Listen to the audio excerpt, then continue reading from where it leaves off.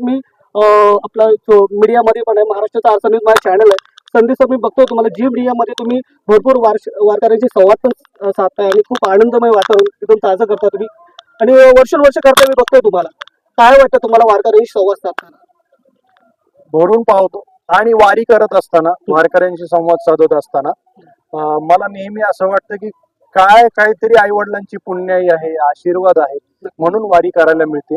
आज आपल्या देशामध्ये अनेक असे लखपती करोडपती जे नेहमी म्हणतात वारी करायची राव, वारी करायची, आणि वारी घडत नाही. आणि माझ्या सलग अभिनेता असताना 6 वाऱ्या झाल्यात आणि पूर्ण म्हणजे देहू, आळंदी ते पंढरपूर अशा झाल्यात.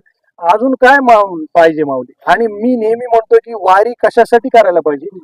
तुमचं जगणं समृद्ध होतं माऊली.